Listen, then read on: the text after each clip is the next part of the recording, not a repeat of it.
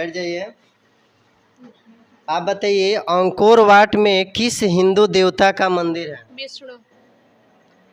गांधी जी को महात्मा की उपाधि किसने दी थी? रविंद्रनाथ टैगोर ने। पूर्ण स्वराज्य दिवस कब मनाया गया था? 26 जनवरी 1930 को। देखिए इसी दिन जो है हमारे देश का सभी लोग जो है एक नदी सिंधु नदी है, उसी नदी के किनारे बैठ करके एक सभा की गठन किया गया था कि हमारा देश कभी भी आज़ाद हो, लेकिन हम लोग जो है अपने संविधान को 26 जनवरी को ही क्या करेंगे, लागू करेंगे। तो हमारा देश क्या हो गया था, 15 अगस्त 1947 को आज़ाद हुआ था, लेकिन हमारा जो संविधान था वो अभी 26 जनवरी 1950 के पहले बन के तैयार हो गया था, लेकिन लागू किया गया था कब, 26 जनवरी 1950 को ही। उसके पहले ही तो लागू कर दिया जाना चाहिए था ना, क्योंकि जब हमारा देश आज़ाद हुआ 15 अगस्त 1947 को, तो संविधान बनने में कितना दिन लगा था?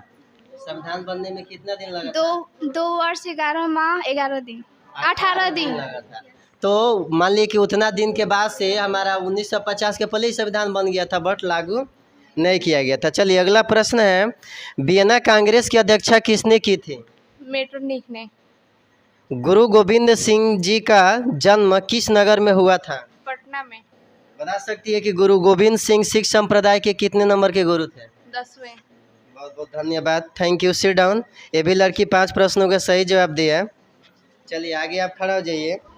ईस्ट इंडिया कंपनी भारत से अफीम का निर्यात किस देश को करती थी? चीन को। रूसो किस देश का दार्शनिक था? फ्रांस का। रूसो बहुत बड़ा दार्शनिक था, आज भी रूस देश जो है बहुत ही सख्त देश है। किस घटना के विरोध में महात्मा गांधी ने अपनी कैंसर ए हिंद की उपाधि त्याग दी? जालियांवाला बाग हत्याकांड। किस वर्ष साइमन कमीशन भारत आया? 1927।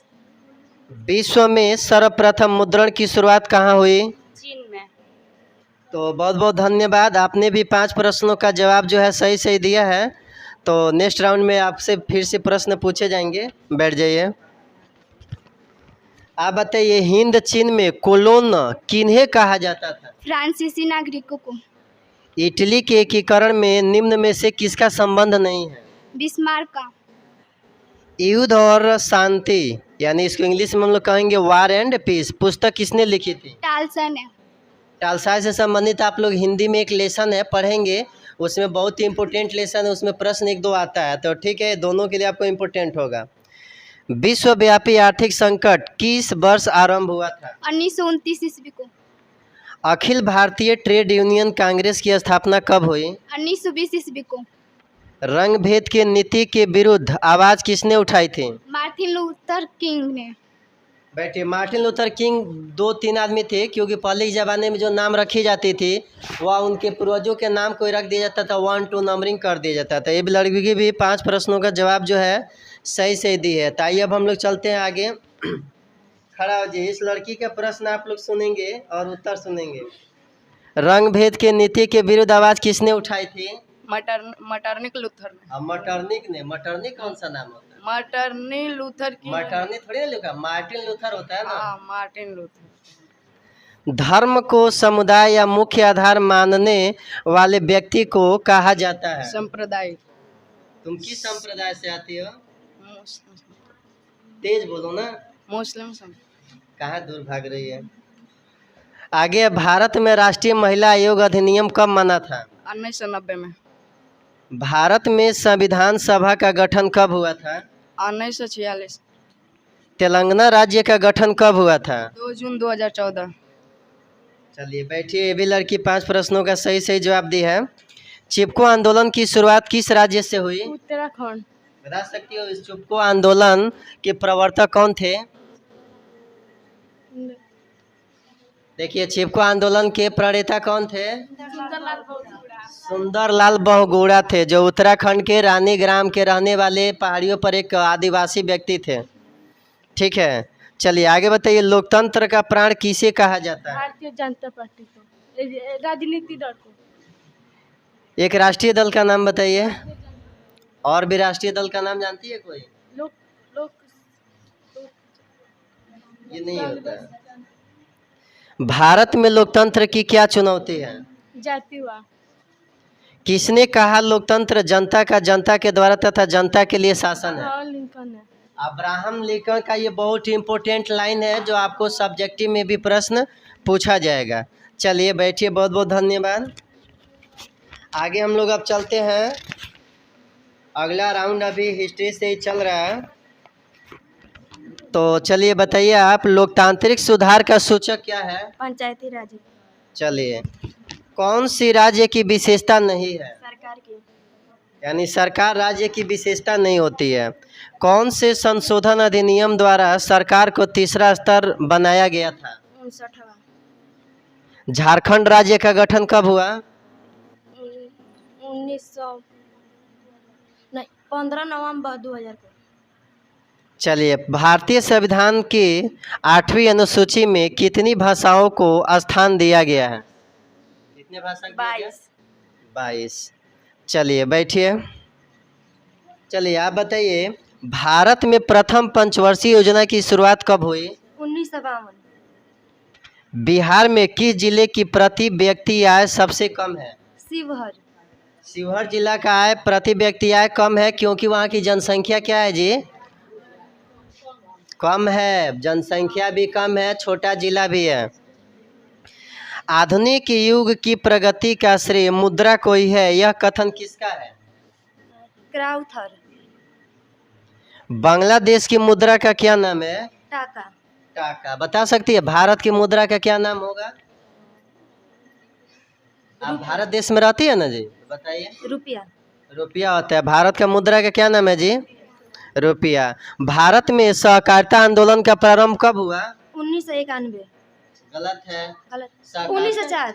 सहकारिता आंदोलन 1904 में हुआ था। ये लड़की एक प्रश्नों का जो जवाब है गलत दी है। चलिए नेक्स्ट में प्रयास। आगे बताइए, भारत में कितने राष्ट्रीयकृत बैंक हैं? 19। मानव की न्यूनतम आवश्यकता क्या है? रोटी कपड़ा मकान। मानव की 3 ही मूलभूत आवश्यकता है जी, रोटी कपड़ा और मकान। इसके बाद से जो भी चीज़ें हैं, शिक्षा आवास, जो भी चीज़ें आपको चाहिए। कौन पूर्णतः सरकारी सेवा है? सैन्य सेवा। सैनिक सेवा ही पूर्ण रूप से गवर्नमेंट का है, बाकी सब सेमी गवर्नमेंट होता है। हॉलमार्क को किस वस्तु के लोगों के रूप में उपयोग किया जाता है? सोने का आभूषण बन। देखिए, सोने के आभूषण में हॉलमार्क अगर मार्किंग है तो ओरिजिनल है, आपका प्योर सोना है। कौन नई आर्थिक नीति का अंग नहीं है? राष्ट्रीयकरण। चलिए बैठिए, ये आपका अर्थशास्त्र से क्वेश्चन था। फिर से हम लोग वापस आते हैं हिस्ट्री टर्म में। चलिए आप बताइए, यूरोप का मरीज किसे कहा जाता था? तुर्की को। यंग इटली की स्थापना किसने की थी? मेजिनी। अंतर्राष्ट्रीय महिला दिवस कब मनाया जाता है? 8 मार्च। अप्रैल थीसिस किसने लिखी? लेनिनी। सोवियत संघ का विघटन किस वर्ष हुआ? 1991। अंकोर वाट में किस हिंदू देवता का मंदिर है? विष्णु। चलिए बैठ जाइए। विश्व में सर्वप्रथम मुद्रण की शुरुआत कहाँ हुई थी? चीन में। चलिए बैठिए, अच्छा से याद कीजिए। बताइए, हिंद चीन में कोलोन किन्हें कहा जाता था? फ्रांसीसी नागरिकों को। इटली के एकीकरण में निम्न में से किसका संबंध नहीं था? बिस्मार्क। युद्ध और शांति पुस्तक किसने लिखी? टाल्स्टाय। विश्वव्यापी आर्थिक संकट किस वर्ष आरंभ हुआ था? 1929। अखिल भारतीय ट्रेड यूनियन कांग्रेस की स्थापना कब हुई थी? 1920। चलिए बहुत बहुत धन्यवाद। ये लड़की 5 प्रश्नों का सही सही जवाब दिए है हिस्ट्री का। बैठिए। आप बताइए, यूरोप का मरीज किसे कहा जाता था? राष्ट्रीयकृत बैंक है, 19। उसमें से कोई एक बैंक का नाम बता सकते हैं? Reserve Bank of India. मानव की न्यूनतम आवश्यकता क्या है? रोटी कपड़ा मकान। कौन पूर्णतः सरकारी सेवा है? सैन्य सेवा। हॉलमार्क को किस वस्तु के लोगों के रूप में उपयोग किया जाता है? सोने का आभूषण। कौन नई आर्थिक नीति का अंग नहीं है? राजनीतिक दल नहीं, राष्ट्रीयकरण। भारत में करेंसी नोट कौन जारी करता है? Reserve Bank of India. किसने कहा मुद्रा वह है जो मुद्रा कार्य करती है? हॉटरी विदर्श ने। भारत की आर्थिक व्यवस्था कैसी है? मिश्रित है। विकासशील देशों में कार्यशील जनसंख्या अधिकांशतः संलग्न है। कृषि क्षेत्र में। बहुराष्ट्रीय कंपनी का आवरण उदाहरण क्या है? Ford Motor, Samsung, Coca Cola. बैठिए। एक नवीनीकरण संसाधन है, अनवनीकरणीय। यहाँ पे नवीनीकरणीय बाय मिस्टेक है, लव अयस्क अनवनीकरणीय है, नवीनीकरणीय सौर ऊर्जा हो जाएगा, प्रकाश ऊर्जा जो भी हो। जामनगर तेल शोधक कारखाना किस राज्य में स्थित है? गुजरात। तारापुर परमाणु विद्युत केंद्र कहाँ है? महाराष्ट्र। ये बीएम टॉपिक है। किस देश की सीमा बिहार से जुड़ी है? नेपाल। खरीफ फसल के एक उदाहरण बताइए। धान। भारत में कोयले का सर्वप्रथम उत्पादन राज्य कौन सा है? झारखंड। भारत में सर्वप्रथम चावल उत्पादन राज्य? पश्चिम बंगाल। परिवहन के साधनों में सबसे सस्ता परिवहन का साधन कौन सा है? जल। जल साधन में इसलिए सस्ता है क्योंकि उसमें रास्ता नहीं बनाना पड़ता है। भारत में हरित क्रांति की शुरुआत कब हुई थी? 1966 ईस्वी। सूती कपड़ा उद्योग का कच्चा माल क्या है? कपास। बैठिए। खड़ा हो जाइए। बताइए, लोकतांत्रिक सुधार का सूचक क्या है? पंचायती राज। कौन सी राज्य की विशेषता नहीं है? सरकार। कौन से संशोधन अधिनियम द्वारा सरकार को तीसरा स्तर बनाया गया था? 59वां संशोधन। झारखंड राज्य का गठन कब हुआ? 15 नवंबर 2000। भारतीय संविधान की 8वीं अनुसूची में कितनी भाषाओं को स्थान दिया गया? 22। बिहार में किस जिले की प्रति व्यक्ति आय सबसे कम है? शिवहर। बैठिए। आधुनिक युग की प्रगति का श्रेय मुद्रा कोई है, यह कथन किसका है? क्राउथर। बांग्लादेश की मुद्रा का नाम? टाका। भारत में सहकारिता आंदोलन का प्रारंभ कब हुआ? 1904। भारत में कितने राष्ट्रीयकृत बैंक हैं? 19। एक बैंक का नाम बताइए। भारतीय रिजर्व बैंक ऑफ इंडिया। मानव की न्यूनतम आवश्यकता क्या है? रोटी, कपड़ा, मकान।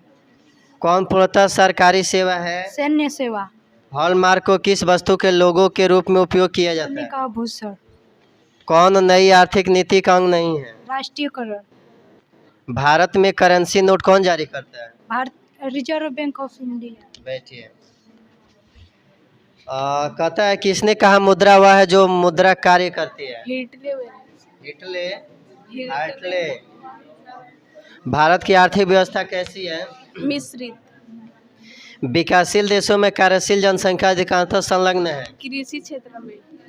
एक बहुराष्ट्रीय कंपनी का उदाहरण बताइए तो। Coca Cola. एक अनवीकरणीय संसाधन। लौह अयस्क। और नवीकरणीय संसाधन। ज्वारीय ऊर्जा। और पवन ऊर्जा, सौर ऊर्जा। जामनगर तेल शोधक कारखाना किस राज्य में स्थित है? गुजरात। तारापुर का परमाणु विद्युत केंद्र? महाराष्ट्र। किस देश की सीमा बिहार से जुड़ी है? नेपाल। बैठिए। एक खरीफ फसल का उदाहरण बताइए। धान। और रबी? जनन की वह क्रिया जिसके द्वारा जीव अपने जैसे संतान की उत्पत्ति करता है और अपनी संख्या में वृद्धि करता है उसे जनन कहते हैं। बता सकती है जनन से क्या लाभ है? जनन से निम्नलिखित लाभ है, जैसे कि आबादी में वृद्धि, जातियों का अनुरक्षण होता है। चलिए, लड़की जनन का डिफिनीशन और जनन से क्या लाभ है, इसका उत्तर सही सही दी है। चलिए बैठ जाइए। आप बता सकती है शुक्राणु जनन क्या है? शुक्राणु जनन। या बताइए कि शुक्राणु कहाँ से बनता है? शुक्राणु का निर्माण कहाँ से होता है? मानव वृषण से। मानव वृषण से होता है। तो आप बताइए, आप मासिक चक्र क्या है? स्त्रियों में एस्ट्रोजन हार्मोन प्रत्येक 28 दिन के चक्र में होता है, उसका स्राव होता है जिसे मासिक चक्र कहा जाता है। मतलब जो 28 दिन पर एस्ट्रोजन हार्मोन का स्राव होता है, वह चक्र प्रत्येक 28 दिन पर रिपीट करता है, यानी एक साइकिलिंग का काम करते हैं, इसलिए उसको हम लोग क्या कहते हैं? मासिक चक्र। हर महीना के 28 दिन पर जो रिसाइकलिंग करे। बताइए निषेचन क्या है? नर युग्मक और मादा युग्मक के बीच के संलयन को निषेचन कहा जाता है। चलिए बहुत बहुत धन्यवाद, थैंक यू। चलिए आप बताइए, पुष्पी पौधों में लैंगिक जनन कैसे होता है? पुष्पी पौधों में लैंगिक जनन इसलिए होता है क्योंकि यह वो हम नहीं पूछे हैं, प्रश्न सुनिए पहले ध्यान से। पुष्पी पादपों में लैंगिक जनन कैसे होता है? क्यों होता है नहीं पूछे, कैसे होता है बता सकती है कि पुष्पी पौधों में लैंगिक जनन किससे होता है? पुष्पी पादपों में लैंगिक जनन जब एक ही पुष्प के पराग उसी वर्तिकाग्र पर गिर जाते हैं उसे लैंगिक जनन कहते हैं। नहीं, लैंगिक जनन का मतलब ये नहीं है, पुष्पी जनन में लैंगिक जनन नहीं है। स्टूडेंट इसका जवाब अगर कोई जानता हो तो खड़ा होकर बता सकता है। चलिए आप बैठिए, बताइए पर परागण के लिए फूलों में क्या अनुकूलन होता है? या बताइए पर परागण क्या, उसका डिफिनेशन बताइए। जब पुष्प का परागकण दूसरे पुष्प के वर्तिका पर पहुंचता है तो उसे परागकण कहा जाता है। परागकण थोड़ी ना पूछे हैं, पर परागण क्या है? जब पुष्प का परागकण दूसरे पुष्प के वर्तिका पर पहुंचता है तो उसे परागकण कहा जाता है। बता सकती है एक उदाहरण की इसका?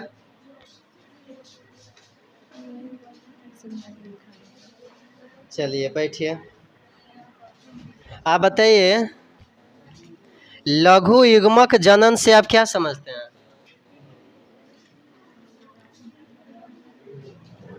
या बताइए आप यथार्थ फल और आभासी फल में क्या अंतर है? यथार्थ फल को मिथ्या फल भी कहते हैं और आभासी फल को सत्य फल कहते हैं। द्विनिषेचन का क्या महत्व है? या बाह्य निषेचन क्या है? जब निषेचन की क्रिया शरीर से बाहर होती है तो उसे बाह्य निषेचन कहते हैं। शरीर से बाहर न बोलो, जीवों के शरीर से क्रिया है जिसमें कोई जीव अपने जैसे संतति को उत्पन्न करता है तथा अपने जनसंख्या में वृद्धि लाता है, उसे जनन कहा जाता है।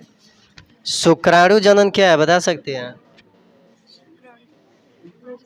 या शुक्राणु का निर्माण कहाँ होता है? शुक्राणु का निर्माण मानव वृषण में होता है। मासिक चक्र क्या है?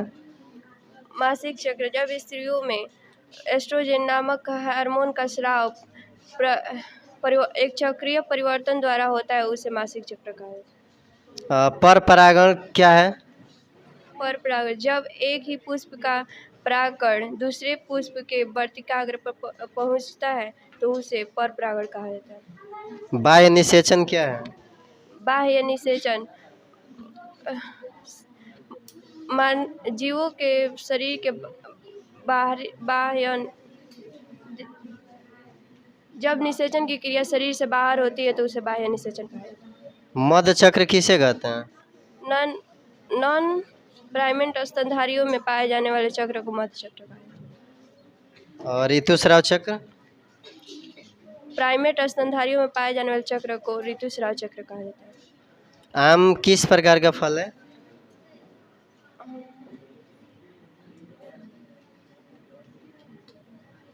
बैठिए, आम किस प्रकार का फल है? अनिषेक फल है क्यों है? क्योंकि इसमें अंगूर किस प्रकार का फल होगा? अनिषेक फल क्यों होगा बताइए? इसमें पुष्पी पौधों में लैंगिक जनन कैसे होता है? पुष्पी पौधों में लैंगिक कायिक परिवर्तन द्वारा होता है। यह मासिक चक्र क्या है? जब स्त्रियों में एस्ट्रोजन हार्मोन का स्राव होता है तो इस मासिक चक्र होता है। बैठिए,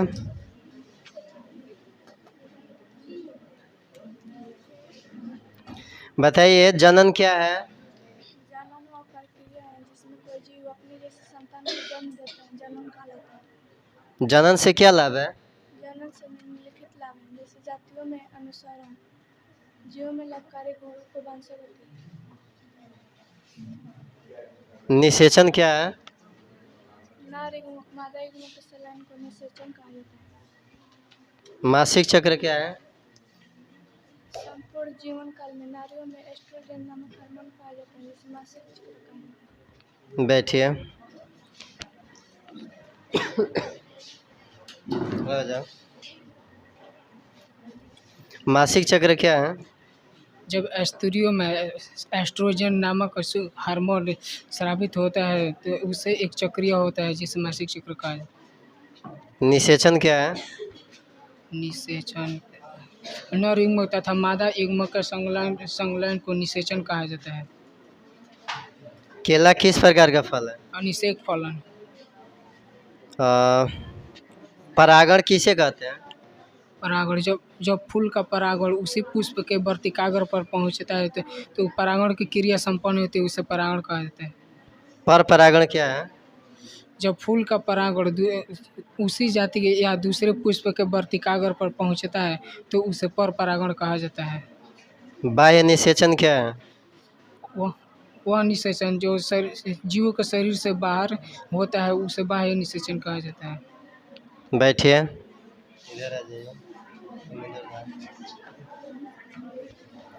बताइए, जनन क्या है? जनन वह प्रक्रिया है जिसके द्वारा जीव अपने ही जैसे संतान को उत्पन्न करता है और वृद्धि करता है, जिसे जन्म कहते हैं। जनन से क्या लाभ है? जनन से निम्नलिखित लाभ है: आबादी में वृद्धि और शुक्राणु का निर्माण कहाँ होता है? शुक्राणु का निर्माण भ्रूणपोष में होता है। केला किस प्रकार का फल है? अनिषेक फल, क्यों? क्योंकि उसमें निषेचन नहीं होता है। यथार्थ फल किसे कहते हैं? यथार्थ मिथ्या फल कहते हैं। द्विनिषेचन का क्या महत्व है? जब कोई जीव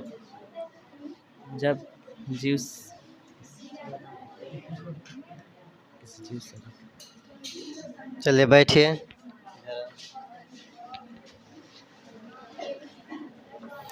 बताइए, निषेचन क्या है? नर युग्मक तथा मादा युग्मक के संलयन को निषेचन कहा जाता है। मासिक चक्र क्या है? सभी स्त्रियों में एस्ट्रोजन नामक हार्मोन का स्राव होता है जो प्रति 28 दिन पर चलते रहता है, जिसे मध चक्र कहा जाता है। आम किस प्रकार का फल है? अनिषेक फल है, क्यों? क्योंकि बिना निषेचन का वो फल बनता है। बाह्य निषेचन क्या है? जब निषेचन की क्रिया किसी जीव के शरीर से बाहर होता है उसे बाह्य निषेचन कहा जाता है। जनन क्या है? जनन की वह विधि जिसमें कोई जीव अपने जैसे संतान की उत्पत्ति कर सके उसे जनन कहते हैं। जनन से क्या लाभ है? जनन से कई लाभ है: आबादियों में वृद्धि, जातियों का अनुरक्षण और वंशा। चलिए बैठिए। तो आज के क्लास में लगभग 50% कहा जाए तो स्टूडेंट ने तैयारी किया। ये बहुत ही बेटरमेंट नहीं कहा जा सकता, ये आपके भविष्य का कोई ज़्यादा परफॉर्मेंस अच्छा नहीं रहा, तो इसके आगे की तैयारी अभी हम करते हैं। चलिए खड़ा हो जाइए, नहीं सुनाना, खड़ा हो जाए। बताइए, द्विनिषेचन का क्या महत्व है? द्विनिषेचन का निम्न महत्व है: पहला, यह आवृत बीजी पौधों में भ्रूण का विकास करता है, और दूसरा, इसके फलस्वरूप ही भ्रूणपोष का निर्माण होता है। लघु युग्मक जनन से आप क्या समझते हैं? लघु युग्मक जनन से हम यह समझते हैं कि परागण से पूर्व विकसित नर युग्मक भेद बनने तक की सभी क्रियाओं को मिलाकर लघु युग्मक जनन कहा जाता है। अनिषेक जनन से आप क्या समझते हैं? अनिषेक जनन से हम यह समझते हैं कि किसी जीव में बिना निषेचन के ही भ्रूण का विकास होना अनिषेक जनन कहलाता है, जैसे पक्षी, मधुमक्खी इत्यादि। जीवन अवधि से आप क्या समझते हैं? किसी जीव के जन्म से लेकर मृत्यु तक के बीच के काल को या अवधि को जीवन अवधि कहा जाता है। चलिए बहुत बहुत धन्यवाद आपका। नहीं सुनाना। बताइए, द्विनिषेचन का क्या महत्व है? द्विनिषेचन का निम्नलिखित महत्व है: यह आवृत बीजी पौधों में भ्रूण का विकास करता है। दूसरा, लघु युग्मक जनन से आप क्या समझते हैं? परागण से पूर्व विकसित नर युग्मक भीत के बनने तक की सभी क्रियाओं को मिलाकर लघु युग्मक जनन कहा जाता है। अनिषेक जनन से आप क्या समझते हैं? अनिषेक जनन से हम यह समझते हैं कि जब कोई जीव बिना निषेचन के ही नए जीव का एक निर्माण करता है तो उसे अनिषेक जनन कहा जाता है, जैसे पक्षी, मधुमक्खी इत्यादि। बैठिए। इधर कौन है?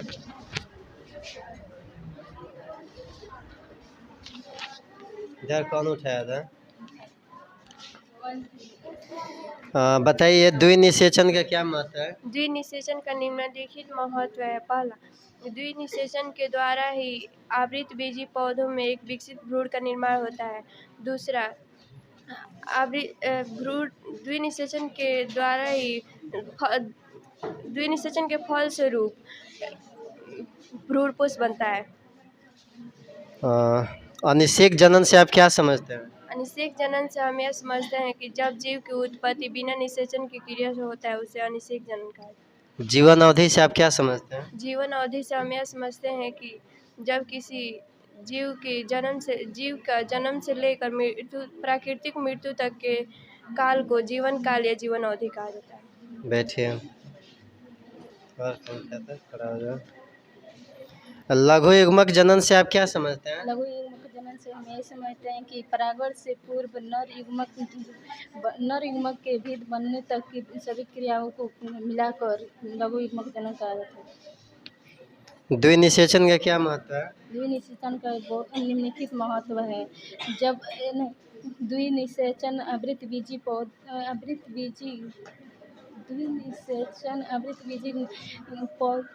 पौधों में। अनिषेक जनन से आप क्या समझते हैं? अनिषेक जनन से हम यही समझते हैं कि जब बिना निषेचन की कोई जीव का उत्पत्ति होता है उसे अनिषेक जनन कहा जाता है। बैठिए।